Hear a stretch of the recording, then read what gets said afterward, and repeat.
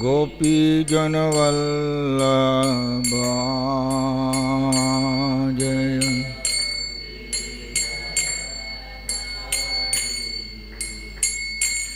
जय गिरिवरधारी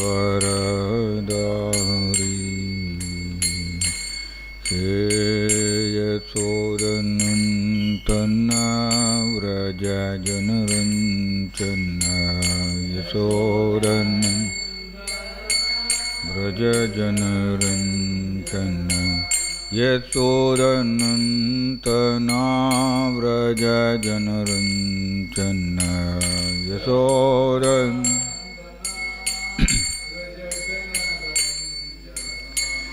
यमुनातीरावन्न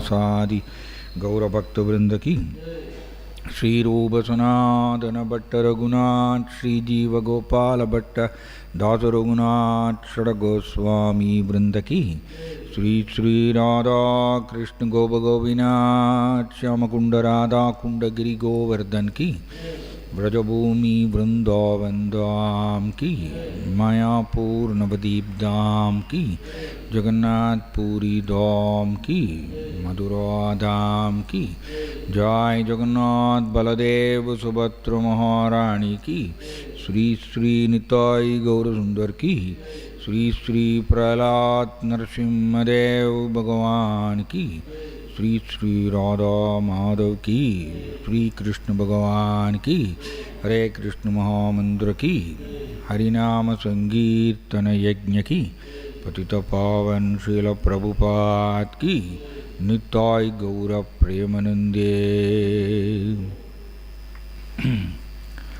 ओम नमो भगवते वासुदेवाय।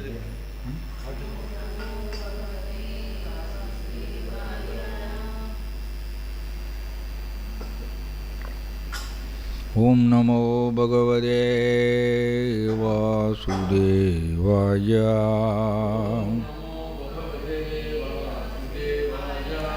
ओम नमो भगवते वासुदेवाय।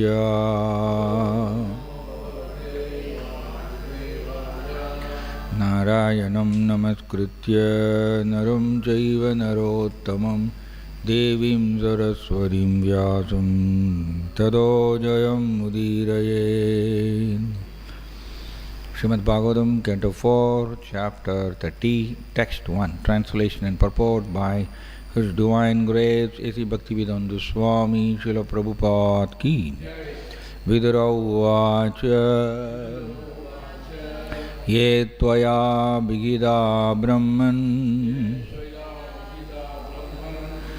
सुधा प्राचीनवर्गिजः ते रुद्रगीतेन हरिं सिद्धिम् आपुः प्रतोष्यकाम्। विदुर उवाच ये त्वया विहिता ब्रह्मन् सूता प्राचीनवर्गिजः ते रुद्रगीतेन हरिं सिद्धिम् आपुः प्रतोष्यकाम्। विदुर उवाच ये त्वया विहिता ब्रह्मन् सुता प्राचीनवर्गिजः ते रुद्रगीतेन हरिं सिद्धिम् आपुः प्रतोष्यकाम्।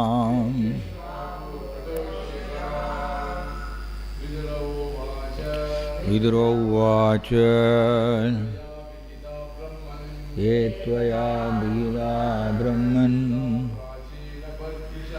सुता प्राचीनवर्गिजः ते रुद्रगीतेन हरिं सिद्धिम् आपुः प्रतोष्यकाम्। विदुर उवाच ये त्वया विहिता ब्रह्मन् सुता प्राचीनवर्गिजः ते रुद्रगीतेन हरिं सिद्धिम् आपुः प्रतोष्यकाम्। विदुर उवाच ये त्वया विहिता ब्रह्मन् सुता प्राचीनवर्गिजः ते रुद्रगीतेन हरिं सिद्धिम् आपुः प्रतोष्यकाम्। विदुर उवाच ये त्वया विहिता ब्रह्मन् सुता प्राचीनवर्गिजः ते रुद्रगीतेन हरिं सिद्धिम् आपुः प्रतोष्यकाम्। மொழிபெயர்ப்பு. மைத்ரேயரிடம் விதுரர் வினவினார், ஓ அந்தணரே, நீர் முன்பு பிராச்சீன பர்கிஸின் புதல்வர்களை பற்றியும் அவர்கள் சிவபெருமானால் இயற்றப்பட்ட பக்தி பாடலை பாடியதன் மூலம் முழுமுதற் கடவுளை திருப்திப்படுத்தினார்கள் என்றும் கூறினர். இதன் மூலம் அவர்கள் பெற்றது யாது? பொருளுரை. ஆரம்பத்தில் மைத்ரேய முனிவர் மன்னர் பிராச்சீன பர்கியின் புதல்வர்களை பற்றி கூறியிருந்தார். இப்புதல்வர்கள் கடல் போன்ற ஒரு பெரிய ஏரியின் அருகே சென்றனர். நல்வினை வயத்தால் அங்கே அவர்கள் சிவபெருமானை சந்தித்தனர். அவர் இயற்றிய பாடலின் மூலம் முழுமுதற் கடவுளுக்கு ஏற்ப எவ்வாறு நடந்து கொள்ளலாம் என்பதையும் அறிந்து கொண்டனர். பின்னர் அவர்களின் தந்தையான பிராச்சீனா பர்கியானவர் பலன் தரும் செயல்களிடத்து நாட்டம் கொண்டிருந்ததை நாரத முனிவர் கண்டித்து அவருக்கு மன்னர் புரஞ்சனனை பற்றிய உருவக கதையினை உபதேசித்தார். இப்போது விதுரர் அப்புதல்வர்களை பற்றியும் அதிலும் குறிப்பாக அவர்கள் இறுதியில்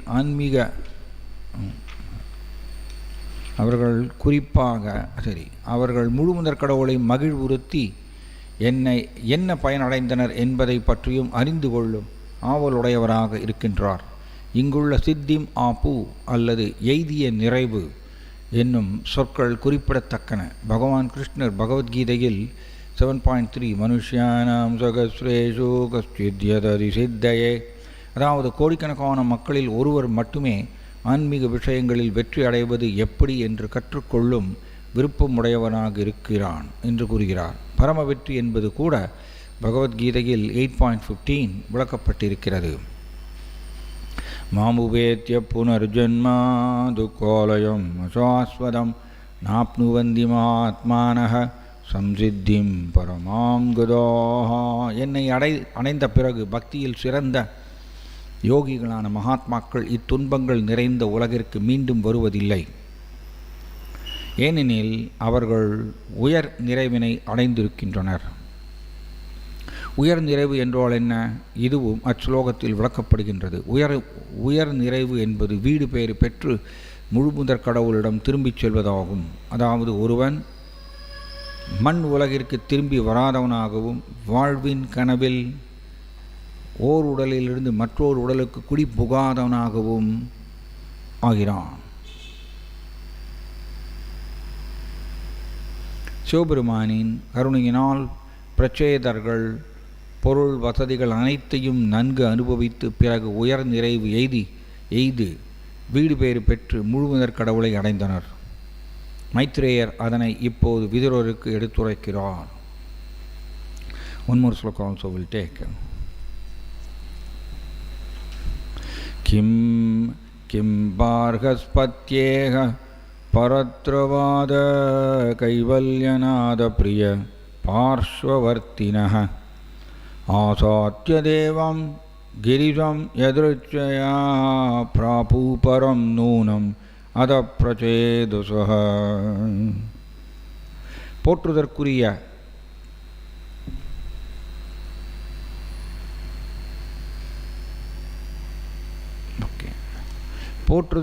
பார்கஸ்பத்யரே பிரச்சேதர்கள்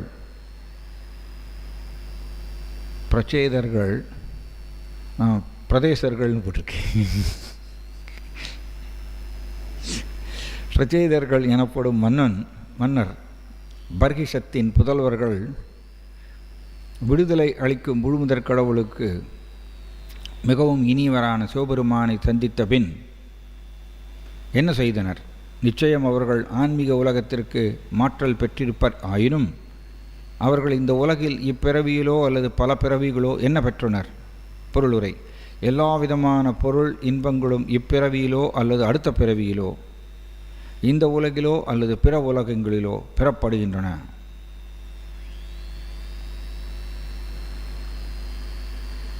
உயிர் பல்வேறு உலகங்களில் பல்வேறு உயிரினங்களில் பிறந்து இப்பிரபஞ்சம் முழுவதும் அலைந்து கொண்டிருக்கின்றான். இப்பிறவியில் அனுபவிக்கப்படும் இன்ப துன்பங்கள் இக என்றும் மறுபிறவியில் அனுபவிக்கப்படும் இன்ப துன்பங்கள் பரத்ர என்றும் அழைக்கப்படுகின்றன. உண்மையில் பகவான்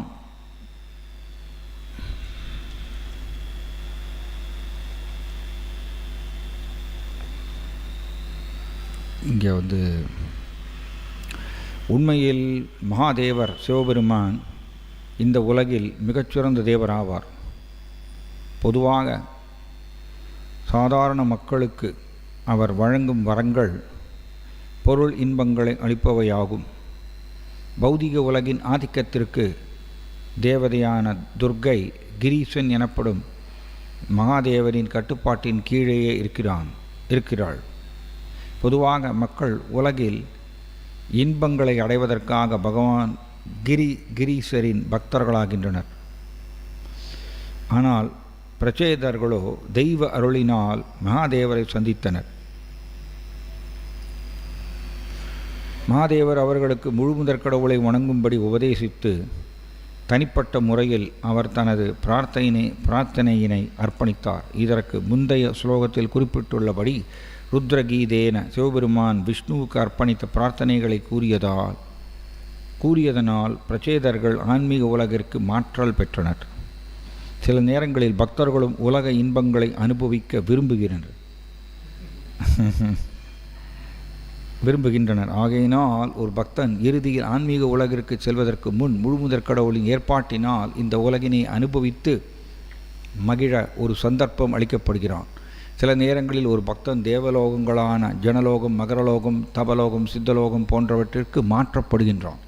ஆயினும் ஒரு தூய பக்தன் எந்தவிதமான பௌதீக இன்பங்களில் மீதும் விருப்பம் கொள்வதில்லை. இதனைத் தொடர்ந்து அத்தூய பக்தன் இங்கே பரம் என்று குறிப்பிடப்பட்டிருக்கும் வைகுண்ட லோகத்திற்கு நேரடியாக மாற்றப்படுகின்றான். இச்லோகத்தில் விதுரர் பிரகஸ்பதியின் சீடரான மைத்ரேயரிடம் பிரச்சேதர்கள் அடைந்த பலவிதமான வெற்றிகளை குறித்து வினவுகிறார். ஓம் தத்சத். ஓம் அஜ்ஞானாதிமிராந்தஸ்ய ஞானாஞ்சனசலாக்கயா சக்ஷுருன்மிலிதம் யேன தஸ்மை ஸ்ரீகுரவே நமः. நமோ ஓம் விஷ்ணுபாதாய கிருஷ்ணப்ரஸ்தாய பூதலே ஸ்ரீமதே ஜயபதாகஸ்வாமிநிதி நாமினே நமः. ஆச்சார்யபாதாய நிதாய கிருபப்ரதாயினே गौरगदामदाय नगरग्रामदारिणे नमः. ओं विष्णुपादाय कृष्णप्रस्थाय भूतले श्रीमदे भक्तिवेदान्तस्वामिनिधि नामिने नमस्ते सरस्वतीदेवे गौरवाणी प्रचारिणे निर्विशेषशून्यवादी पाश्चात्यदेशधारिणे. जय श्री कृष्ण चैतन्य प्रभु नित्यानंद श्री अद्वैत गदाधर श्रीवासादि गौरभक्तवृंद. हरे कृष्ण कृष्ण कृष्ण हरे हरे हरे राम राम राम हरे हरे. हरे कृष्ण. ஸோ இங்கே பிரச்சைதாஸ்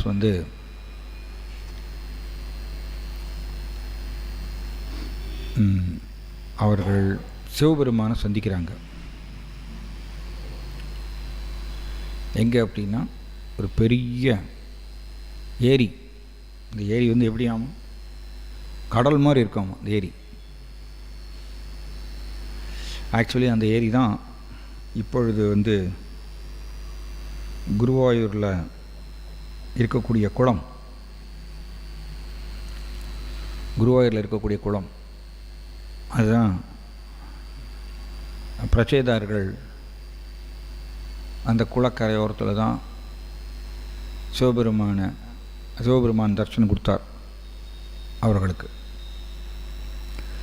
அண்ட் சிவபெருமான் ருத்ர கீதத்தை போதிக்கிறார். ஸோ ருத்ர கீதம் எப்படிப்பட்டது? சிவபெருமான் கிருஷ்ணனுடைய ரூப தியானம் செய்கிறார்.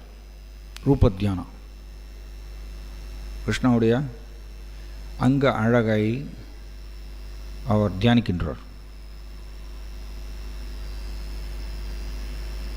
அண்ட் ருத்ரகீதத்தினுடைய கடைசி ஸ்லோகத்தில் சிவபெருமான் சொல்கிறார், நான் எழுதிய இந்த பாடல் இதை யார் ஒருவர் பாடுகின்றார்களோ அந்த பாடல் எப்படிப்பட்டது? கிருஷ்ணாவுடைய ரூபத்தியானம் செய்கிறார். இந்த பாடலை யார் ஒருவர் பாடுறாரோ அவர் எனக்கு ரொம்ப பிரியமானவர். அண்ட் அதிலே சொல்கிறார், மேலும் கிருஷ்ணாவுடைய தூய பக்தர்கள் எனக்கு ரொம்பவும் பிரியமானவர்கள் சொல்கிறார்.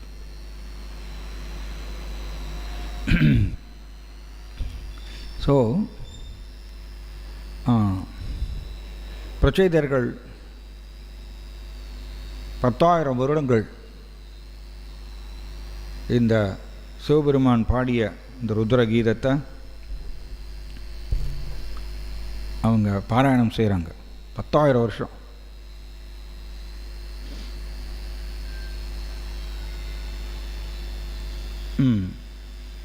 ஃபைனலி பிரச்சேதர்கள் பகவான் விஷ்ணுவை தரிசனம் செய்கிறாங்க. பகவான் 8 கைகளோட பிரச்சேதர்களுக்கு ஆகாயத்தில் கருட வாகனம் மேலே தரிசனம் கொடுக்குறார்.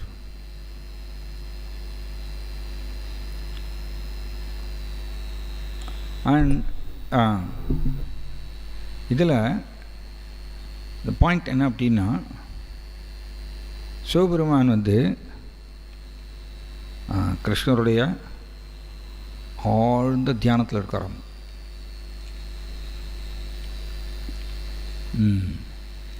அதுதான் ருத்ரகீதம். ருத்ரகீதம்ங்கிறது சிம்பிளி ஸ்லோகங்களை பாடுறது கிடையாது.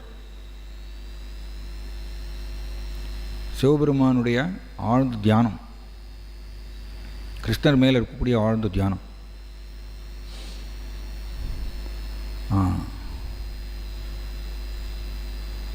இங்கே வந்து சொல்லப்பட்டிருக்கு, கைவல்யநாத பிரிய பார்ஸ்வவர்த்தினக.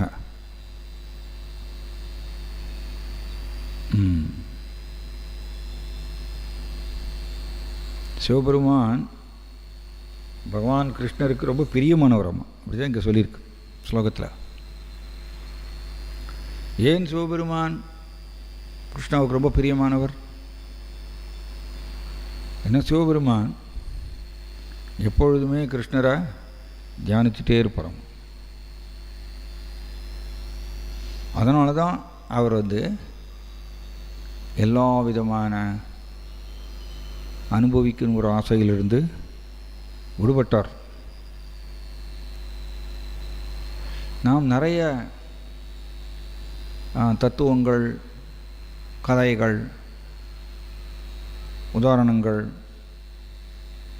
இதெல்லாம் தெரிஞ்சுக்கணும்னு ஆசைப்படுவோம்.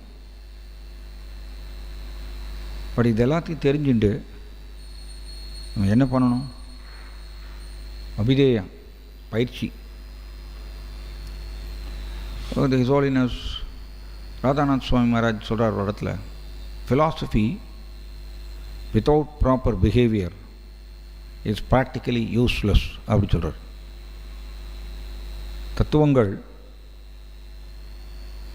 தத்துவங்களை தெரிஞ்சுக்கலாம், ஆனால் சரியான நடத்தை இல்லை அப்படின்னா அது யூஸ்லெஸ்ன்னு சொல்கிறார். நான் நிறைய தத்துவங்கள், கதைகள், உதாரணங்கள் எல்லாத்தையும் தெரிஞ்சுக்கணும்னு ஆசைப்படுவோம்.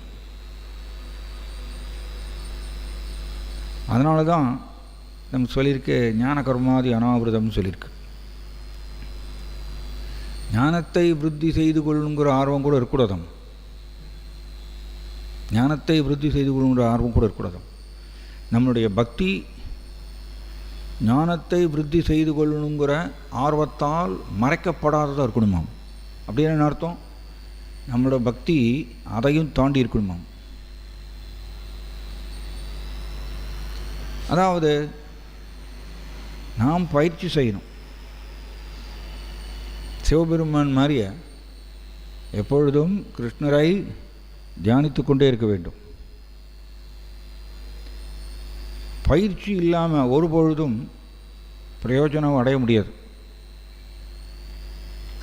சம்பந்தா இருக்குது, சம்பந்தா, அபிதேயா, பிரயோஜனம் 3 சொல்கிறோம். ஸ்ரீ சைத்தன்ய மகாபிரபு இந்த மாதிரியா மொத்த சாஸ்திரங்களையும் 3 பாகமாக பிரிச்சிருக்கார். சம்பந்தா, அபிதேயா, பிரயோஜனம்.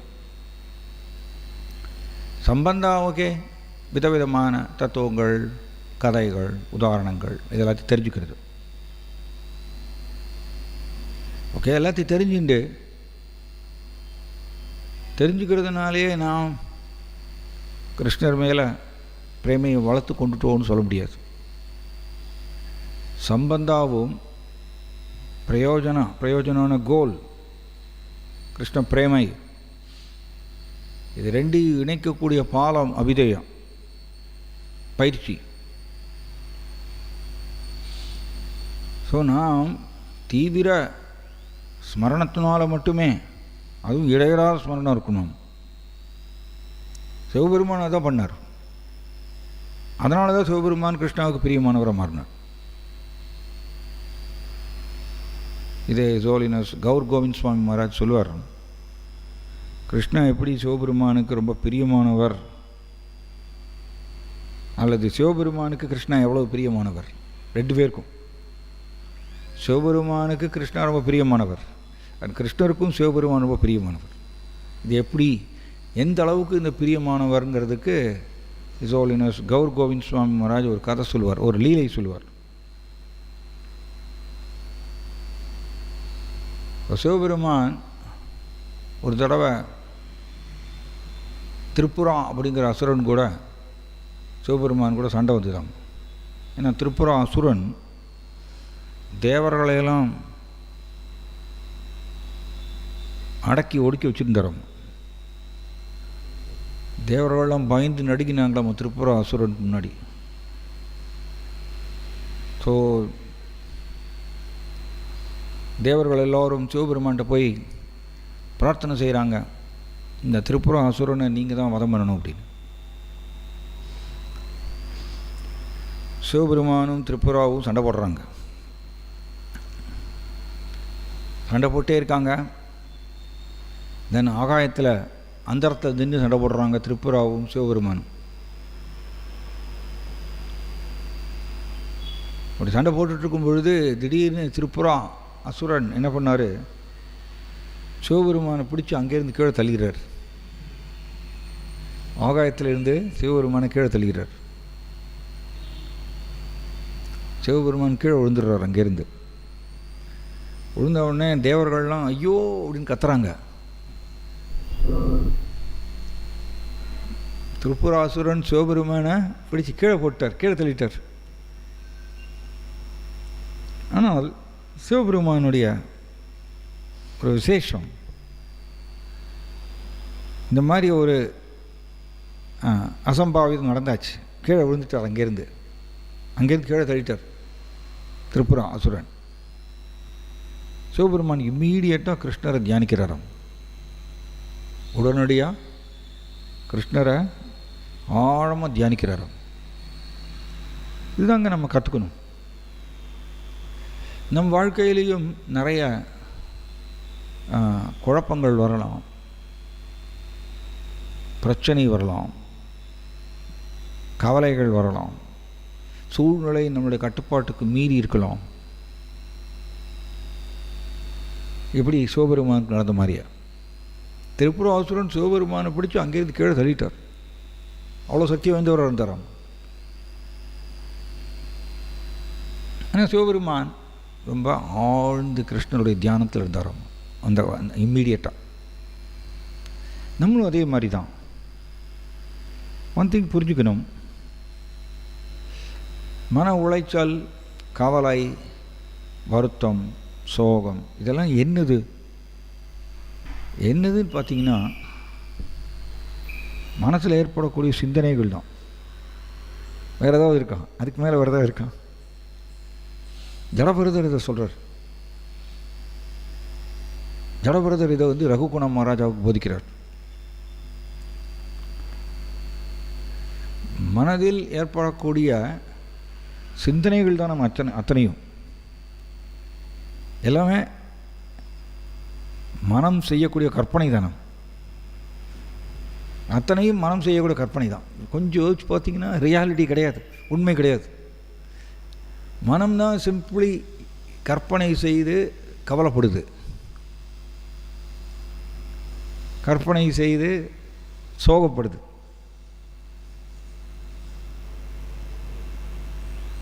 மனம்தான் கற்பனை செய்து எல்லாமே செய்கிறது. கற்பனை செஞ்சு கோபப்படுறது, வருத்தப்படுறது எல்லாமே மனம்தான் செய்யுது. ஆனால் இதை ஜடபரதர் என்ன சொல்கிறார் ரகுகுண மகாராஜாவுக்கு, இது சிம்பிளி மனம் ஏற்படுத்தக்கூடிய ஒரு கற்பனை தான். வேறு விதமாக சொல்லணும்னா மனம் செய்யக்கூடிய ஒரு சிந்தனை தான். அதுக்கு உருவகம் கொடுக்கணும். நம்ம தான் உருவகம் கொடுக்குறோம். சிந்தனை தான் அது. அதை உருவகம் கொடுக்குறோம், செயல்படுத்துகிறோம். ஸோ அப்போ இந்த மனம் ஏற்படுத்தக்கூடிய உளைச்சல் இல்லை, இங்கிலீஷில் இப்போ நிறைய சொல்கிறாங்க டாக்டர்ஸ் எல்லாம், விதவிதமான பேர் கொடுத்துருவாங்க. டாக்டர்ஸ் பேர் கொடுக்குறதுல எக்ஸ்பர்ட். பேர் கொடுக்குறது என்ன பெரிய விஷயம்? தீர்க்கணும் பிரச்சனையை. தீர்க்க முடியாத ஒரு பிரச்சனையை பேர் கொடுத்துருவாங்க விஞ்ஞானிகள், டாக்டர்ஸ். இவங்களாம் மென்டல் டிப்ரெஷன், மூட் ஸ்விங்,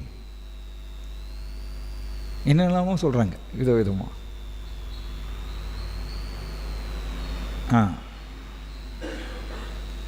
ஆனால் என்னது இது? சாஸ்திர கண்ணோட்டத்தில் பார்த்தோன்னா இது என்னது? பெரும் மனம் செய்யக்கூடிய சிந்தனை தான்.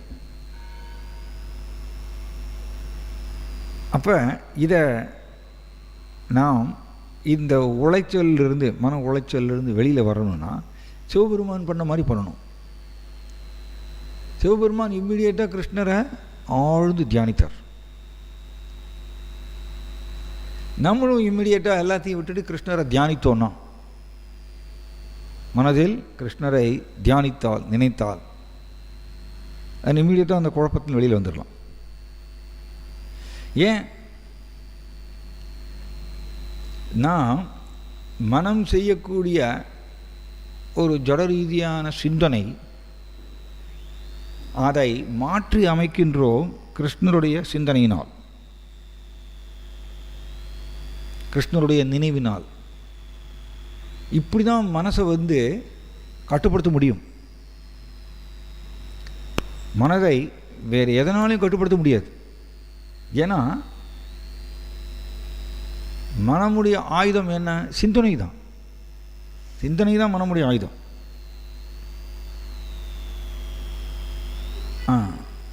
அதனால் நம்ம மாற்று சிந்தனையை வைக்கணும், மனசில் கொண்டு வரணும்.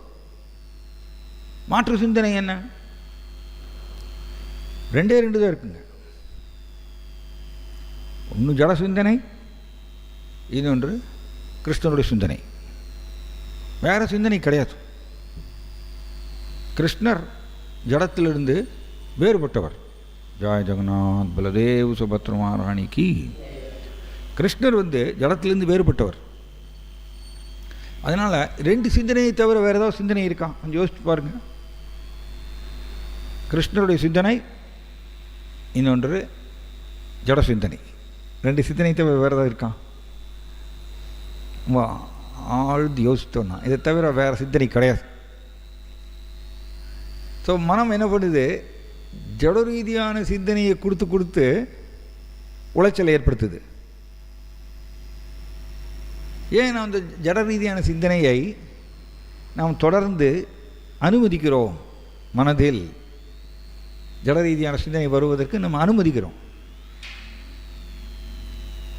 சிவபெருமானுக்கும் இந்த மாதிரி ஒரு கஷ்டமான சூழ்நிலை வந்தது. திரிபுராசுரன் அவரை சிவபெருமான் பிடிச்சி கீழே போட்டுறார், கீழே தள்ளிடுறார். சிவபெருமான் உடனே தேவர்கள் மாறிய தேவர்கள் ஐயோ அப்படின்னு புலம்பினாங்க. தேவர்கள் புலம்பின மாறிய சிவபெருமான் புலம்பலை. சிவபெருமான் என்ன பண்ணார்? கிருஷ்ணரை தியானித்தார். இது நம்ம கற்றுக்கணுங்க. அதனால் எவ்வளவு பெரிய குழப்பமாக இருந்தாலும் பிரச்சனையாக இருந்தாலும் அதை சிந்தித்தால் தான் அது பெருசாகும், இன்னும் பெருசாகும்.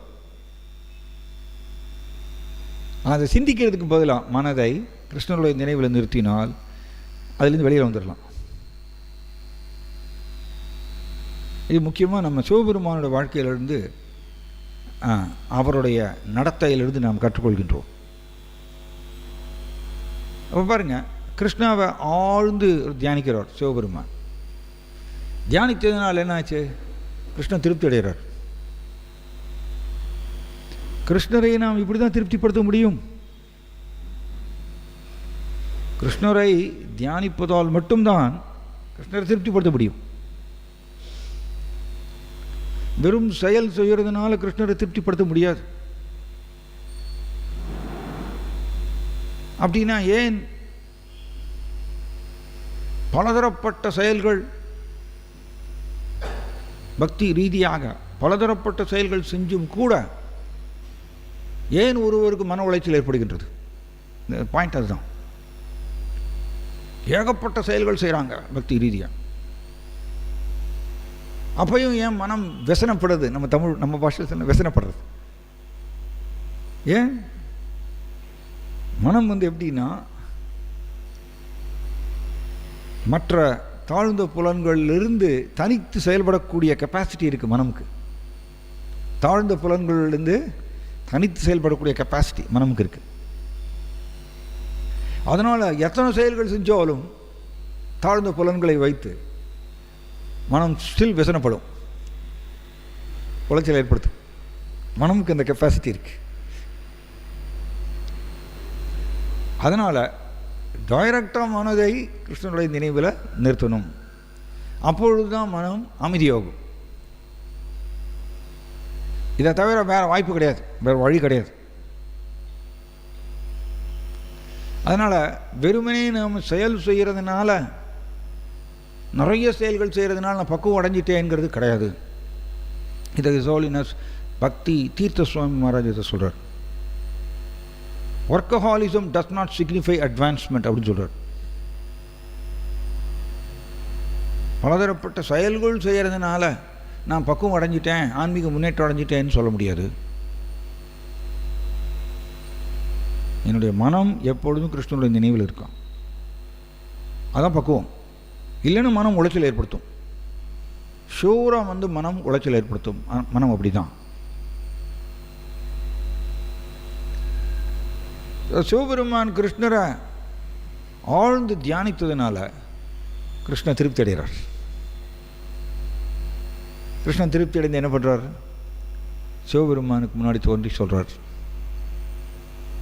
ஓ சிவபெருமானி, நான் உங்களுக்கு ஒரு குறிப்பிட்ட திரிசூலத்தை நான் கொடுக்குறேன், ஒரு ஸ்பெஷல் திரிசூலம். கிருஷ்ணா கொடுக்குறார் சிவபெருமானுக்கு ஒரு ஸ்பெஷல் திரிசூலம். அண்டு நானே ரிஷப ரூபம் எடுக்கிறேன். ரிஷப ரூபம், காளமாடு. கிருஷ்ணாவே காளமாடு ரூபம் எடுக்கிறார். அம்மா எடுத்துட்டு என் மேலே நீ ஏறி உட்காந்துக்கோ. இது எப்படின்னா, கிருஷ்ணருக்கு அவ்வளோ பிரியமாமா சிவபெருமான் மேலே. ஏன் சிவபெருமான் அவ்வளவு பிரியமானவர் கிருஷ்ணருக்கு? ஏன்னா சிவபெருமான் கிருஷ்ணரை தியானிச்சுட்டே இருக்கார். இதுதான் பாயிண்ட். நம்மளும் கிருஷ்ணருக்கு பிரியமானவராக மாறணும்னா கிருஷ்ணர் எப்பொழுதும் நினைக்கணும்.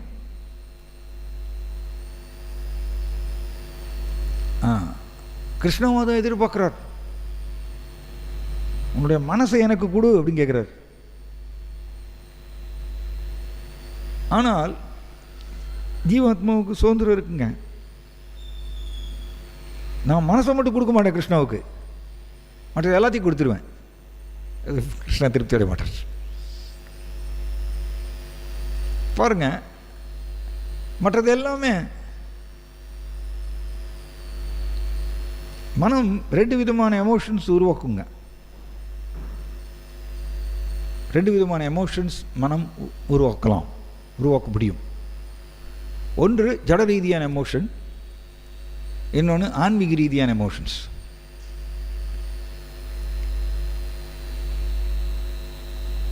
ஜட ரீதியான எமோஷன்ஸு எப்பொழுதும் பண்ணிகிட்டே இருக்கும் மனம். அதுக்கு நம்ம பெருசாக பிரயத்தனம் செய்ய வேண்டிய அவசியம் இல்லை. ஆன்மீக ரீதியான எமோஷன்ஸ் மனம் தான் காமிக்க முடியும். நம்ம உடம்புல ஆன்மீக ரீதியான எமோஷன்ஸை யார் காமிக்க முடியும்? மனம் மட்டும்தான் காமிக்க முடியும், வேறு யாரும் காமிக்க முடியாது. அதனால் மனதில் அந்த ஆன்மீக ரீதியான எமோஷன்ஸை காமிக்கும்பொழுது, கிருஷ்ணாவை காமிக்கும்பொழுது, அது கிருஷ்ணரை நினைத்தல். அது தெய்வீகமானது. கிருஷ்ணர் தெய்வீகத்தை தான் சுவைப்பார். பக்தி வைபவ கிளாஸில் டிஸ்கஸ் பண்ணிட்டு கிருஷ்ணா ஒரு பொழுதும் ஜடத்தை சுவைக்க முடியாது. ஜடத்தை சுவைக்க முடியாது. ஏன்னா அவரோ சச்சிதானந்த விக்கிரகம். தெய்வீக ரூபத்தை உடையவர் கிருஷ்ணா. எப்படி ஜடத்தை சுவைக்க முடியும்? ஜடத்தை தொடவே மாட்டாராம கிருஷ்ணா. கிருஷ்ணா எப்படி ஜடத்தை ஒரு செகண்ட் கூட தொட மாட்டாராமா. அவர் எப்பொழுதும் யோகமாயா சக்தியோடு தான் இருக்காராமா. ஏன்னா யோகமாயா தெய்வீக சக்தி. அப்படி தான் சொல்கிறோம். யோகமாயாங்கிறது தெய்வீக சக்தி. ஸோ கிருஷ்ணா எல்லா நேரங்களிலும் யோகமாயா கூட தான் தொடர்பு கொண்டிருக்காராம். ஜடசக்தி கூட தொடர்பே கொள்றதில்லை. அப்புறம் எப்படிங்க? அப்போ நம்ம கொடுக்கக்கூடிய கை கால் இதெல்லாம் நம்ம யூஸ் பண்ணி செய்யக்கூடிய எல்லா செயல்களும் எந்த வகையில் வருகின்றது? ஜடம்ங்கிற வகையில் தான் வரும். கரெக்டானே? ஏன்னா இதெல்லாம் நல்லா புரிஞ்சுக்கணும். நம்ம உடம்பில் ஒரே ஒரு பர்சன் மட்டும்தான் பகவானை நோக்கி தெய்வீகமான எமோஷன்ஸை காமிக்க முடியும். யாரும் காமிக்க முடியாது. கை, கால், காது, மூக்கு, வாய் எல்லாமே ஜடத்தோடு தான் தொடர்பு கொள்ள முடியும். இது முன்னாடியே டிஸ்கஸ் பண்ணோம். ஏன்னா உடம்புல அத்தனை அங்கங்களும் ரஜஸ்தமசால தான் உருவாயிருக்காங்க. மனம் மட்டுமே சத்வால் உருவாயிருக்காங்க. மனம் மட்டுமே சத்துவ குணத்தில் உருவாயிருக்கு. அதனால் மனம் மட்டுமே கிருஷ்ணாவை நோக்கி தெய்வீகமான எமோஷன்ஸை காமிக்க முடியும். வேறு யாரும் காமிக்க முடியாது. உடம்பில் எந்த அங்கமும் காமிக்க முடியாது. அதனால் நாம் கை கால் வாய் மூக்கு இதெல்லாத்தையும் வச்சுட்டு நிறைய செயல்கள் செய்யலாம் பக்தி ரீதியாக. ஆனால் அது எல்லாமே ஜடமாக தான் இருக்கும். ஜட வகையில் தான் வரும். ஜடம்ங்கிற கேட்டகரி அந்த வகையில் தான் வரும். கரெக்டாக இல்லையா? பாருங்கள், நீங்கள் பாருங்கள். இப்போ உதாரணத்துக்கு நம்ம கோவிலை வந்து பெருக்கிறோம், கோவிலை பெருக்கி முழுகிறோம். பெருக்கிறதுக்கு என்ன யூஸ் பண்ணுறோம்? சீமார் யூஸ் பண்ணுறோம். அது என்னது? இது ஜடம், ஜட வஸ்து. முழுகிறோம். எதை வச்சு முழுகிறோம்? ஒரு இது இருக்குல்ல, மாப்பு ஒன்று இருக்கும், அதை வச்சு. அது என்னது? இது ஜட வஸ்து. சரி, தண்ணியை வச்சு முழுகிறோம். தண்ணி என்னது? ஜட வஸ்து. அதுனா எல்லாமே ஜட வஸ்துவை தான் பயன்படுத்துவோம் தாழ்ந்த புலன்களை வைத்து.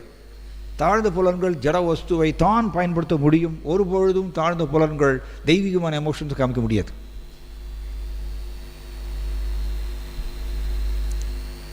ஆனால் கிருஷ்ணவோ தெய்வீக புருஷர், பரமபுருஷம், தெய்வீக புருஷர். அவர் தெய்வீகத்தை தான் சுவைப்பார், ஜடத்தை ஒருபொழுதும் சுவைக்க முடியாது. அதனால தான் பிரபுபாதர் என்ன சொல்லுவார்னா, நாம் கோவிலை பெருக்கி முழுகிறோம் அப்படின்னா சீமாரை வச்சு பெருக்கிறது இல்லைன்னா மாப் வச்சு துடைக்கிறது அது முக்கியம் இல்லைங்க. அதில் என்ன முக்கியம் அப்படின்னா மனதில், இது கிருஷ்ணனுடைய கோவில், அந்த சிந்தனை அதுதான் ரொம்ப முக்கியம். அந்த சிந்தனை தான் முக்கியம். வீட்லேயும் தான் பெருக்கி முழுகிற வேலை செய்கிறோம். இதே தொடப்பம் இதே மாப் வச்சு நம்ம வீட்லேயும் பெருக்கி முழுக வேலை பண்ணுவோம். அதே தான் நம்ம இங்கே பண்ணுறோம். பட் என்ன வித்தியாசம்? இப்போ ரெண்டுத்தில் என்ன வித்தியாசமும் இருக்க வேண்டும். வீட்டில் இருக்கக்கூடிய பெருக்கி முழுகிறது, தொடப்பை வச்சு பண்ணுறது, சீமாரை வச்சு பெருக்கிறது, ஆனால் அதே தான் இங்கேயும் பண்ணுறோம். ஆனால் எப்படி இது வித்தியாசமாக அமையும் அப்படின்னா மனதில் அந்த சிந்தனை இருக்கணும். அப்போ தான் அது வித்தியாசமாக அமையும். இல்லைன்னா செயல் ஒன்று தான். கரெக்ட் தானே? ரெண்டு ஒரே செயல் தான். வீட்லேயும் அதே தான் பெருக்கி பெருக்கிறோம் முழுகிற வேலை பண்ணுறோம். அதே தான் இங்கேயும் பெருக்கி முழுகிற வேலை பண்ணுறோம். அப்போ இது வித்தியாசமாக அமையணும் இந்த இது அப்படின்னா மனதில் கலக்கணும் கிருஷ்ணனுடைய சிந்தனை. இது கிருஷ்ணனுடைய கோவில், கிருஷ்ணனுடைய வீடு, நான் கிருஷ்ணனுடைய கோவிலை சுத்தப்படுத்துகிறேன் அப்படிங்கிற சிந்தனை அது இருக்கணும். நம்ம என்ன பண்ணுவோம்னா அந்த சிந்தனையை விட்டுருவோங்க. பல நேரங்கள் அதை விட்டுட்டு வெறுமனே பண்ணுவோம். அதனால தான் மோஸ்ட்லி இந்த தாழ்ந்த புலன்கள் செய்யக்கூடிய அத்தனை செயல்களும் ஜடம்ங்கிற வகையில் தான் வரும். அது எமோஷன்ஸ், தெய்வீகமான எமோஷன்ஸை தாழ்ந்த புலன்கள் காமிக்கக்கூடிய கெப்பாசிட்டி கிடையாது. ஒரே ஒரு அங்கம் மட்டும்தான் நம்ம உடம்புல பகவானை நோக்கி தெய்வீகமான எமோஷன்ஸை காமிக்க முடியும். அது மனம். ஏன்னா மனம் சொன்னோம், ரெண்டு விதமான எமோஷன்ஸை மனம் காமிக்குது. ஒன்று மெட்டீரியல் ஜட ரீதியான எமோஷன்ஸ், இன்னொன்று தெய்வீகமான எமோஷன்ஸ். தெய்வீக எமோஷன்ஸ் அதாவது கிருஷ்ணரை சிந்தித்தல், கிருஷ்ணரை தியானித்தல், இதை எவ்வளவு ஜாஸ்தி பண்ணுறோமோ மனதை யூஸ் பண்ணி அந்த அளவுக்கு கிருஷ்ணன் திருப்தி அடைகிறார். கவனிக்கணும் நல்லா. சிவபெருமானும் ருத்ர கீதத்தை போதிக்கிறார் பிரச்சேதாஸ்க்கு. அது சும்மா அப்படி வாயில் பாராயணம் பண்ணல. கிருஷ்ணர் மேல் இருக்கக்கூடிய ஆழ்ந்த தியானத்தால் கிருஷ்ணருடைய அங்க அழகை அதான் சொன்ன ரூப தியானம் சொன்ன. கிருஷ்ணர் சிவபெருமானுடைய ருத்ரகீதம் ரூப தியானம். நம்ம அதை விட்டுருவோம் பல நேரங்களில். இப்போ பாருங்க, கஜேந்திரன் பிரார்த்தனை பண்ணார் கிருஷ்ணாவை நோக்கி, அவருடைய பிரார்த்தனை வந்து கஜேந்திரனுடைய ஃபீலிங்ஸ். நம்ம அடிக்கடி இதை டிஸ்கஸ் பண்ணியிருக்கோம். பிரார்த்தனைனா என்ன? ஃபீலிங்ஸ் ப்ளஸ் வேர்ட்ஸ், வார்த்தைகள் is equal to prayer. Gajendran ரெண்டு கலந்து பண்ணார். ஃபீலிங்ஸ் ப்ளஸ் வார்த்தைகள் ரெண்டு சேர்ந்து பிரார்த்தனையாக வெளியில் வந்தது. அதனால் பகவான் நாராயணர் கஜேந்திரனுக்கு உடனே பரிமாற்றம் செஞ்சார். உடனே கீழே இறங்கி வந்து எல்லாம் செஞ்சார். அதே கஜேந்திரனுடைய பிரார்த்தனையை நாமளும் மனப்பாடம் பண்ணிட்டு, ஸ்லோகங்களெல்லாம் மனப்பாடம் பண்ணிட்டு பகவானுக்கு முன்னாடி வந்து சொல்லலாம். ஆனால் ஏன் பகவான் வந்து நம்ம கூட பரிமாற்றம் செய்ய மாட்டேங்கிறார்? ஏன் அப்படின்னா, அந்த ஃபீலிங்ஸ் கலக்கலை, வெறும் வார்த்தை மட்டும்தான் இருக்குது. இந்த ஃபீலிங்ஸுங்கிறது யார் காமிப்பாங்க? நம்ம உடம்புல மனம் மட்டுமே. அதனால் நம்ம டெய்லி கஜேந்திரனுடைய பிரார்த்தனையை மனப்பாடம் பண்ணிட்டு வந்து சொல்லலாம் ஜெகநாதருக்கு முன்னாடி. பகவான் வந்து பரிமாற்றம் நமக்கு செய்வதில்லை. அவருக்கு உடனே வந்தார் இல்லையா? கஜேந்திரன் பாடல்களை பாடினார், உடனே வந்துட்டார். நாம் பல வருஷம் பாடினாலும் கூட ஏன் பண்ண மாட்டேங்கிறாரு அப்படின்னா, ஃபீலிங்ஸ் கலக்கலை, வெறும் வார்த்தை மட்டும்தான் இருக்குது. அதில் என்ன தெரியுமா இருக்குது? வார்த்தை ப்ளஸ் பாண்டித்யம் ரெண்டு சேர்த்து தான் இருக்குது. பாண்டித்யம்னா புலமை, நம்மளோட புலமை ப்ளஸ் வார்த்தைகள் ரெண்டு கலந்து பாடலாக வெளியில் வருது. இப்படியெல்லாம் கிருஷ்ணாவை திருப்திப்படுத்த முடியாது. அதே தான் சிவபெருமானுடைய ருத்ரகீதமும். அவருடைய ஆழ்ந்த தியானம், பகவானுடைய அழகில் அவர் தியானிக்கிறார், ரசிக்கிறார். கிருஷ்ணனுடைய அழகை ரசிக்கிறார். இன்டர்னல், அதான் ரூப தியானம். அது வந்து வார்த்தை மூலமாக வெளியில் வருது. அது வந்து பிரார்த்தனையாக அமைக்கின்றது. இதனால் இப்படிப்பட்ட இதை வந்து பிரச்சேதர்கள் கிரகித்து கொண்டாங்க. வெறும் பிரச்சேதாஸ் 10,000 வருஷம் பாராயணம் செய்யலைங்க. வெறும் பிரச்சேதாஸ் வந்து இந்த ருத்ரகீதத்தை 10,000 வருஷம் பாராயணம் செய்யலை. அவர்கள் அதே மாதிரியே சிவபெருமான் சொல்லிக் கொடுத்த மாதிரியே அதே தியானத்தோடு, இந்த மனதில் அந்த தியானம் அதோடு சேர்ந்து வார்த்தைகளை சொன்னதுனால பகவான் நாராயணர் வந்து அதே மாதிரி பிரச்சேதாஸுக்கு தர்சனம் கொடுத்தார். அப்போ இதுலேருந்து இந்த முக்கியமான எலிமெண்ட்டுங்க இது. இந்த அடிக்கடி டிஸ்கஸ் பண்ணுவோம். அப்படின்னா கலி வந்து என்ன பண்ணுவார்னா, கலி புருஷன் சாரத்தை திருடிடுவார். எப்பொழுதுமே கலி புருஷனுடைய சாமர்த்தியம் அது. கலிபுருஷனுடைய சாமர்த்தியம். நீ பக்தி பயிற்சி எடுத்துக்கிறியா? எடுத்துக்கோ.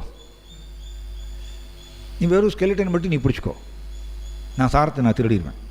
கலிபுருஷன் இப்படி தான். ஸ்கெலிட்டன்னா வெளிப்புற ரீதியானது, அப்படி சொல்லலாம். வெளிப்புற ரீதியானது அதை நம்ம பிடிச்சிப்போம், சாரத்தை விட்டுருவோம். சாரம் என்ன? கிருஷ்ணரை தியானித்தல். அது இல்லாமல் வெறும் ஸ்கெலிட்டனை மட்டும் பண்ணுவோம். கலி வந்து என்ன சாமர்த்தியமாக திருடிடுவார், சாரத்தை திருடிடுவார். அது தெரியாது. கொஞ்சம் கூர்ந்து ஆராய்ந்து பார்த்தா தான் தெரியும். நான் வெறும் சாரத்தை விட்டுட்டேன், வெறும் ஸ்கெலிட்டனை மட்டும்தான் பிடிச்சின்னு இருக்கேங்கிறது நமக்கு தெரிய வரும். கிருஷ்ணாவோ சாரகிராகி,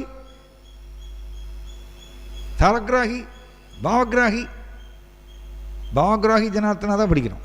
அப்போ கிருஷ்ணா சாரத்தை மட்டும்தான் கிரகிச்சுக்கிறார். மனதில் தெரிவிக்கக்கூடிய, மனம் மூலமாக தெரிவிக்கக்கூடிய தெய்வீகமான எமோஷன்ஸ், அதை மட்டும்தான் கிருஷ்ணா கிரகிச்சுக்கிறார்.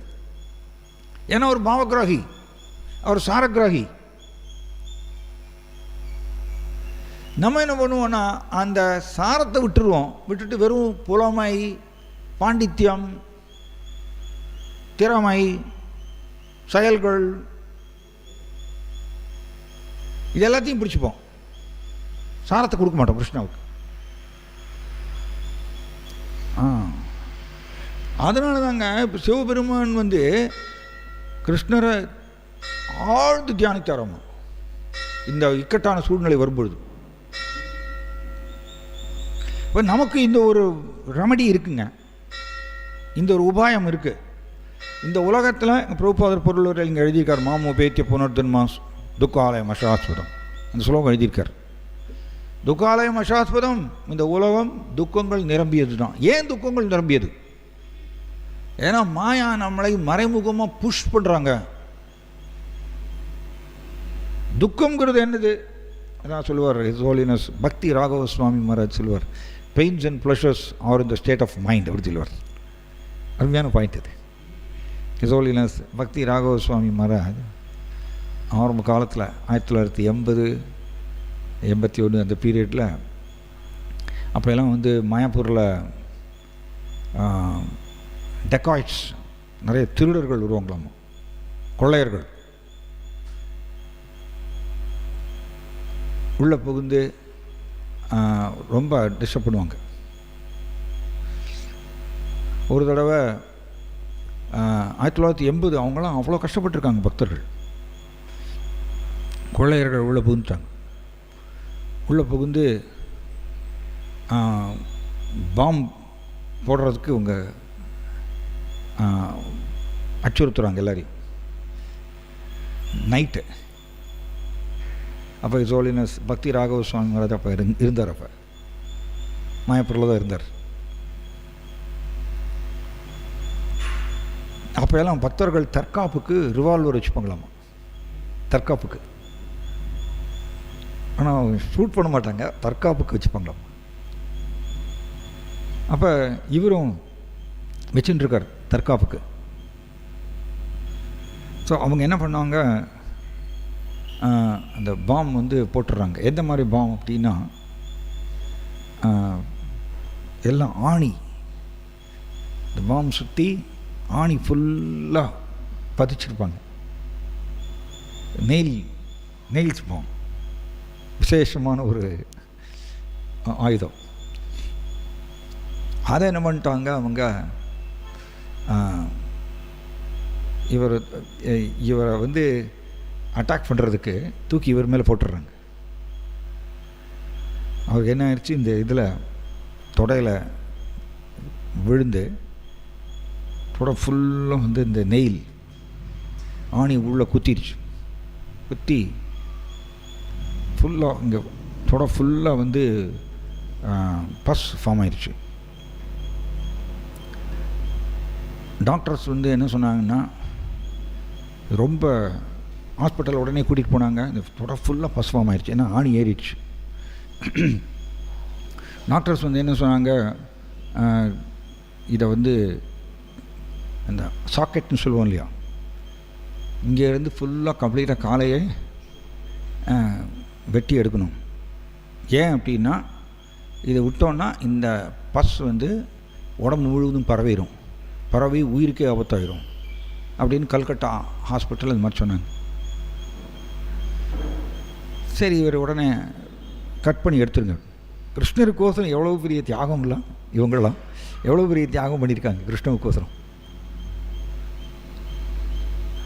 நம்மளாம் ஒன்றுமே இல்லைங்க, நம்ம சௌகரியமாக இருக்கோம், கம்ஃபர்டபுளாக இருக்கும், எல்லாமே நம்மளுக்கு கிடச்சிட்ருக்கு. இங்கே பிரபுபாதர் எழுதியிருக்கார், all types of material happiness are obtained in this life or in the next life, on this planet or on another. Krishna ஏற்பாடு பண்ணிடுவார். எல்லா விதமான புலன் இன்பங்களையும் கிருஷ்ணா கொடுத்துட்றார், அதில் பஞ்சமே கிடையாது. அதான் சொல்லியிருக்கார், all types of material happiness. பஞ்சமெல்லாம் ஒன்றும் கிடையாது. பஞ்சம் எது அப்படின்னா, கிருஷ்ணாவை நோக்கி பக்தி, அதுதான் பஞ்சம். பற்றாக்குறை, கிருஷ்ணரை நோக்கி தியானம் செய்தல், அதுதான் பற்றாக்குறை. கிருஷ்ணர் கொடுக்குறதுல ஒன்றும் பற்றாக்குறை கிடையாது. கிருஷ்ணா எல்லோருக்கும் என்ன விரும்பணும் அதுக்கு மேலேயே ஏற்பாடு பட்டார். நம்மளுக்கு ஏதாவது பற்றாக்குறை இருக்கா? ஜடத்தை சுவைத்தலில் கிருஷ்ணா செய்திருக்கக்கூடிய ஏற்பாடு, அதில் ஏதாவது பற்றாக்குறை இருக்கா? கிருஷ்ணா ஏதாவது குறை வச்சிருக்காரா? கிடையாது. எல்லாமே கொடுத்துருக்கார். நம்மளுக்கு சாப்பிட்றதுக்கு சாப்பாடு கொடுத்துருக்காரு, தூங்குறதுக்கு இடம் கொடுத்துருக்காரு, எல்லாம் கிருஷ்ணன் தான் கொடுக்குறார். யார் மனுஷன்லாம் ஒன்றும் கொடுக்க முடியாது, கிருஷ்ணன் தான் கொடுக்குறார். குடிக்கிறதுக்கு தண்ணீர் கொடுத்துருக்காரு, போட்டுக்கிறதுக்கு ட்ரெஸ் கொடுத்துருக்காரு, எல்லாமே டெய்லி நடக்குது. இல்லை 365 நாளும் இதை கொடுத்து தானே இருக்கார். ஸோ கிருஷ்ணா ஜலத்தை சுவைக்கக்கூடிய நம்ம அந்த ஆசை அதை பூர்த்தி செய்வதில் கிருஷ்ணா எல்லா விதமான ஏற்பாடும் பண்ணியிருக்கார். அதில் குறையவே கிடையாது. நம்ம தான் குறைவு என்ன அப்படின்னா, பற்றாக்குறை என்னென்னா, கிருஷ்ணரை நோக்கி நம்முடைய தெய்வீகமான எமோஷன்ஸை காமிக்கிறது தான் பற்றாக்குறை. அதில் நம்ம தோற்று போயிடுறோம். அதனால தான் நமக்கு பேர் சூ தான். நம்ம வந்து அதில் எப்பொழுதுமே தோற்று போயிடுறோம். கிருஷ்ணாவை நோக்கி நம்மளுடைய எமோஷன்ஸை தெரிவிக்கிறது. ஸோ இவர் டாக்டர் சொல்லிடுறாங்க, இந்த ஹோல் காலே கட் பண்ணி எடுக்கணும். தென் டாக்டர்ஸ் வந்து சொல்கிறாங்களாம்மா, இது வந்து ஃபுல் அனஸ்தீசியா கொடுக்கணும், முழு மயக்க மருந்து கொடுக்கணும்.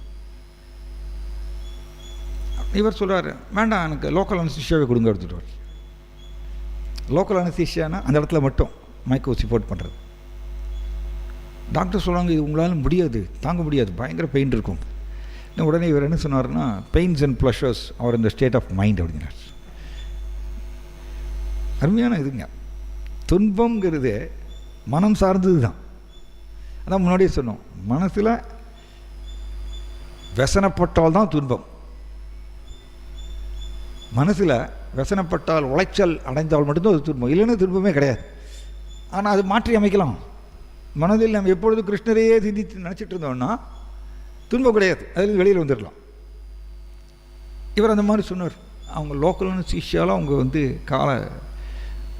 அந்த மெடிக்கல் இது இருக்கும் இல்லையா, ரம்பம், மெடிக்கல் ரம்பம், அதை வச்சு அறுத்து போனெல்லாம் அறுத்து இதை கம்ப்ளீட்டாக எடுத்தாங்க. அண்ட் இஸ் ஹோலினஸ் பக்தி ராகவ சுவாமி மகாராஜ் இப்போ அவருக்கு 78 வயசுக்கு மேலே ஆச்சு. அவர் வந்து இன்னமும் ஒரு குச்சி வச்சுட்டு அவர் பாட்டில் பிரயாணப்படுறாரு, பிரச்சாரப்படுறாரு.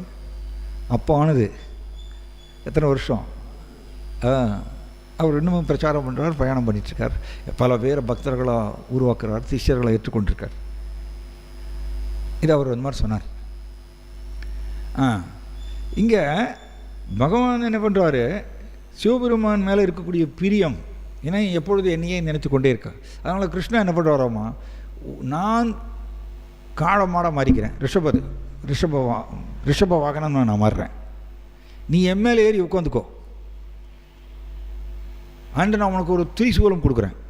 இது கௌர் கோவிந்த் சுவாமி மகாராஜ் இதை சொல்கிறார். இந்த திரிசூலத்தை வச்சுட்டு என் மேலே ஏறி உட்காந்துட்டு நீ வந்து திரிபுராசுரனை அட்டாக் பண்ணு, உன்னால் அவரை வதம் பண்ண முடியும் அப்படின்னு சொல்கிறார். அதுக்கு முன்னாடி சிவபெருமான் திரிபுராசுரனை வந்து வதம் பண்ணுறதுக்கு முயற்சி பண்ணார், நடக்கலை. இப்போ கிருஷ்ணாவே காளமாடு ரூபம் எடுத்துக்கிறார், இவர் மேலே ஏறி உட்காந்துக்கிறார். அண்டு கிருஷ்ணா கொடுத்த திரிசூலத்தை வச்சு திரிபுராசுரனை அட்டாக் பண்ணுறாரு. திரிபுராசுரன் எரிஞ்சு போயிடுறார், எரிஞ்சு சாம்பலாயிடுறார். அதனால தான் சிவபெருமானுக்கு திரிபுராரின்னு ஒரு பேர் வந்தது. ஆனால் இந்த லீலை இதில் வந்து கிருஷ்ணா பர்மனெண்ட்டாக ரிஷப வாகனமாக இருந்து கிருஷ்ணா சிவபெருமானை தூக்கின்னு போகிறார். இது எதனால் அது செய்கிறார்? சிவபெருமான் மேலே இருக்கக்கூடிய அளவு கடந்த பிரியம். ஏன்னா இவர் எப்பொழுதும் என்னை தியானித்து கொண்டே இருக்கார். அதான் நீங்கள் இலாவிரத வருஷத்தில், இலாவிரத வருஷங்கிற அந்த இடம், சிவபெருமான் சங்கர்ஷண பகவானை கான்ஸ்டண்ட்டாக தியானிச்சுட்டே இருக்கார். சங்கர்ஷண பகவான் யார்? பகவான் கிருஷ்ணா. ஸோ சங்கர்ஷண பகவானை கான்ஸ்டண்ட்டாக தியானிச்சுட்டே இருக்காராமா சிவபெருமான் இலாவிரத வருஷத்தில். இதனால தான் கிருஷ்ணன் திருப்தி அடைகிறார். இதனால தான் கிருஷ்ணருக்கு ரொம்ப பிரியமான ஒரு பக்தராக மாறுறார் சிவபெருமான். அண்ட் மகாஜனர்களில் அவர் ஒருத்தராக இருக்குது. 12 மகாஜனர்கள்னு பிரபுபாதர் எழுதுகிறார். 12 மகாஜனர்களில் 1, 2, 3 எழுதுகிறார்.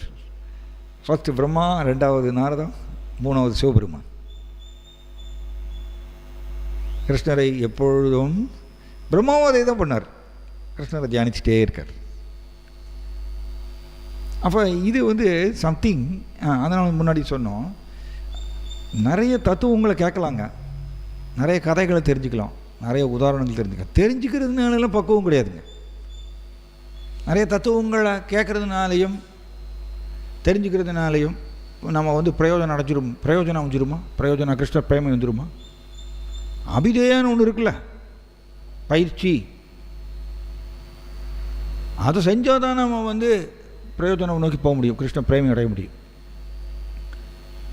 அது என்ன பயிற்சி?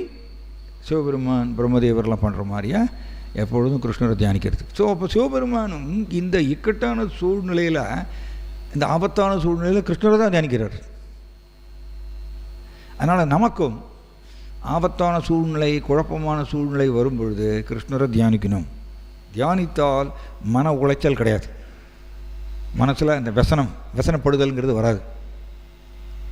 இது சம்திங் நம்ம பழகணும், கான்ஸ்டண்ட்டாக பயிற்சி பண்ணணும். தென் நம்மளும் பக்கம் அடையலாம். ஏன்னா பல பேர் பக்தர்கள் வந்து கேட்குறாங்க, மனம் ரொம்ப உளைச்சலாக இருக்குது. ஒருத்தர் கேள்வி கேட்டாங்க, இந்த மாதிரி மன உளைச்சல் ரொம்ப ஜாஸ்தியாக இருக்குது, முடியல பிரபு அப்படின்னு ஒருத்தர் கேட்டாங்க. ஏன் அப்படின்னா நம்ம மனசில் கிருஷ்ணரை நினைக்கல, அதனால தான் மன உளைச்சல். மன உளைச்சலுக்கு ஏதாவது தீர்வு இருக்கா? மனமோ சூக்ஷ்மமானது, நல்லா புரிஞ்சுக்கணும். மனம் ரொம்ப சூக்ஷ்மமானது. மன உளைச்சலுக்கு ஏதாவது வெளியிலேருந்து தீர்வு கொடுக்க முடியுமா? அதே மனதை யூஸ் பண்ணி கிருஷ்ணரை தியானித்தால் மட்டும்தான் மன உளைச்சல் வெளியே வர முடியும். மனதை யூஸ் பண்ணி கிருஷ்ணரை தியானிக்கிறதா வேண்டாமாங்கிறது ஜீவாத்மாவோட சுதந்திரம். ஹிஸ் ஹோலினஸ் கௌர் கோவிந்த் சுவாமி மகாராஜ் சொல்லுவார், சிவபெருமானுக்கு பர்மனெண்ட்டாக கிருஷ்ணா வந்து ரிஷப ரூபத்தில் இருந்து அவரை தூக்கின்னு போகிறாரம்மா. ஏன்னா இதனால் கிருஷ்ணா தாழ்ந்து போகிறது இல்லை, தன்னுடைய தூய பக்தர் மேலே இருக்கக்கூடிய பிரியத்தினால கிருஷ்ணா இதை செய்வதற்கு தயாராக இருக்கார். இந்த ரெண்டு பேருக்கும் இருக்கக்கூடிய அவ்வளோ அந்யோன்யம், இதை புரிஞ்சுக்கணும். சிவபெருமான் கிருஷ்ணரை தியானிச்சுட்டே இருக்கார், கிருஷ்ணரும் சிவபெருமான் நினச்சிட்டே இருக்காரம்மா தூய பக்தரை. அதனால தான் இந்த இவ்வளோ பெரிய ஒரு எப்போ எப்படி கிருஷ்ணா அர்ஜுனாவுக்கு தேரோட்டியாக வந்தார். அர்ஜுனாவுக்கு தேரோட்டியாக வந்ததுனால கிருஷ்ணாவுடைய ஸ்தானம் தாழ்ந்து போயிடுச்சா? இது எதனால் இது நடக்குதுன்னு புரிஞ்சுக்கணும். இந்த நுணுக்கம் புரியாது. கிருஷ்ணன் வந்து அர்ஜுனருக்கு தேரோட்டியாக வந்துட்டார், அதனால் கிருஷ்ணாவுடைய பொசிஷன் தாழ்ந்து போயிடுச்சு அப்படி சொல்ல முடியுமா? அது அர்ஜுனா மேலே இருக்கக்கூடிய பிரியம், இந்த பிரியத்தினால அவர் வந்து தேரோட்டியாக வர்றார்.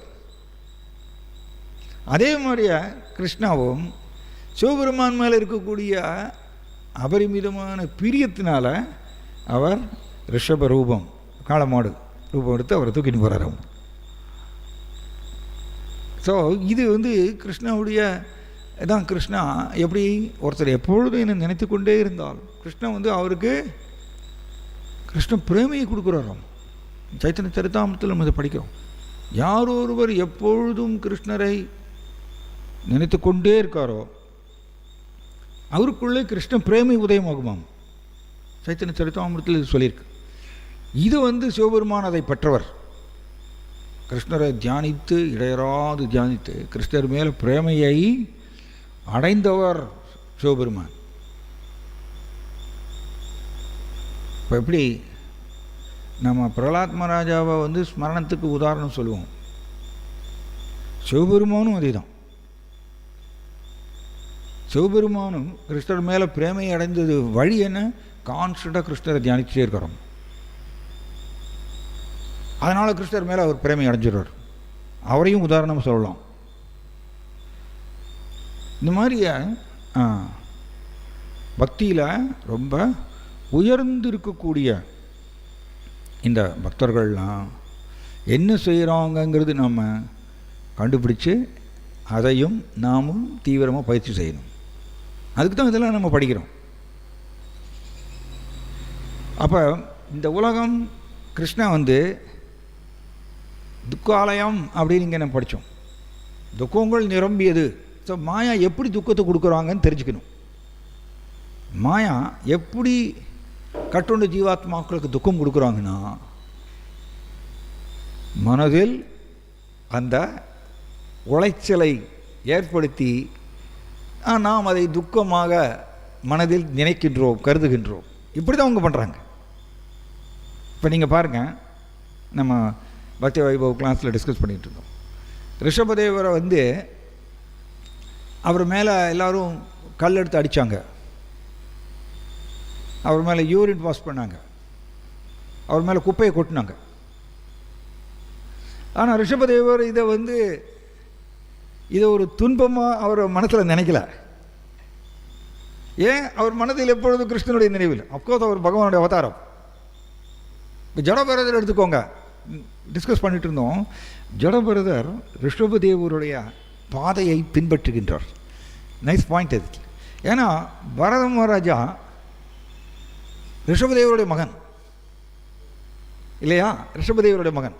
அதே பரத மகாராஜா தான் 3வது ஜென்மத்தில் ஜடபரதர் வர்றார். ஸோ ஜடபரதர் கடைபிடித்த பாதை ரிஷபதேவருடைய பாதை தான். ரிஷபதேவர் மாதிரியே தான் அவரும் நடந்தார். கூர்ந்து கவனிச்சிங்கன்னா அதே மாதிரி நடந்தாங்க. ரிஷபதேவரும் ஊமை மாதிரி இருந்தார். ஊமை மாதிரியே யாரு கூட எதுவும் பேசாமல் ப்ரோப்பர் எழுதுகிறார், கல் மாதிரி இருந்தார் அப்படின்ட்டு. எந்த ஒரு ரியாக்ஷன் பண்ணலையாமா. அவர் மேலே குப்பையை கொட்டினாங்க, கல் எடுத்து அடித்தாங்க, யூரின் பாஸ் பண்ணாங்க. ரிஷபதேவர் அப்படி தான் இருந்தார். அதே தன்னுடைய அப்பா இல்லையா, முன் ஜென்மத்தில் ரிஷபதேவருடைய பையன் தானே. ஸோ ஜடபரதரும் அதே பாதையை கடைபிடிக்கிறவர். ஜடபரதரையும் துன்புறுத்தினாங்க.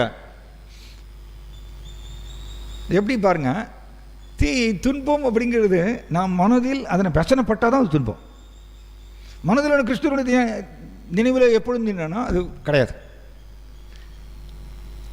ஜடபரதருடைய அப்பா இறந்து போயிடுவார். இறந்து போன உடனே ஜடபரதருடைய அப்பாவுக்கு 2 மனைவி. ஸோ அப்பா இறந்து போயிடுவார். அப்பா இறந்து போன உடனே முதல் மனைவிக்கு உண்டான பையன்தான் ஜடபரதன். ஸோ அந்த காலத்தில் இந்த சத்தின்னு சொல்லுவோம். ஸோ கணவர் இறந்து போயாச்சுனால முதல் மனைவியும் உடன்கட்டை ஏறிடுறாங்க, தீல உள்ளே புகுந்துடுறாங்க. தன்னுடைய மகன், ஒரே ஒரு மகன் ஜடபரதன். ஜடபரதரை 2வது மனைவிட்ட ஒப்படைச்சிட்டு முதல் மனைவி உடன்கட்டை ஏறிடுறாங்க. இப்போ பாருங்கள், ஜடபரதருக்கு அப்பாவும் இல்லை அம்மாவும் இல்லை. அப்பாவும் இறந்து போயிட்டாங்க, அம்மாவும் உடன்கட்டை ஏறியாச்சு. ஸோ 2 பேருமே இல்லை.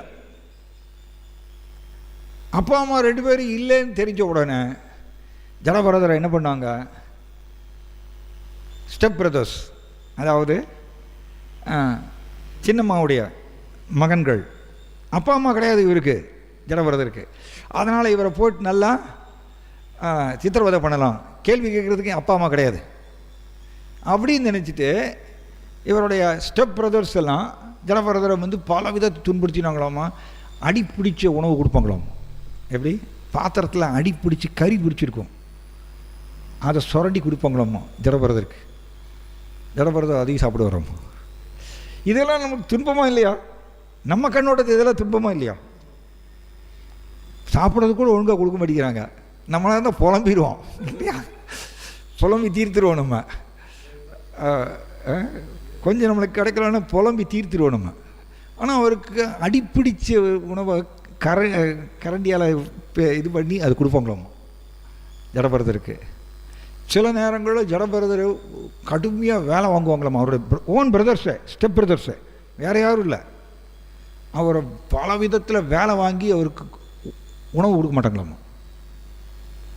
ஜடபரதரை இப்படி டார்ச்சர் பண்ணுவாங்க. ஆனால் ஜடபரதர் ரிஷபதேவரை கடைபிடித்தார். நான் இது ரீசெண்டாக படிக்கும்போது கொஞ்சம் பயங்கர இன்ட்ரெஸ்டிங்காக இருந்தது. எப்படி ஜடபரதருக்கு இவ்வளவு இந்த மாதிரி ஒரு இது கிடச்சிது அவருக்கு, இந்த பாதையை கடைபிடிக்கணும்னு ஜடபரதருக்கு எப்படி தெரிஞ்சுது அப்படின்னு பார்த்தா ரிஷபதேவரை கடைபிடிக்கிறார். ஏன்னா ரிஷபதேவருடைய மகன் தானே பரதர். அண்ட் ஜடபரதர் எப்படி இந்த துன்பங்களையெல்லாம் எதிர்கொள்கிறார். இது துன்பங்களும் இல்லையா? நிச்சயம் துன்பங்கள். அதான் சொல்லுவோம், ஜடபரதர் அவருக்கு கிடைக்காத துன்பம் நமக்கு கிடைக்காது.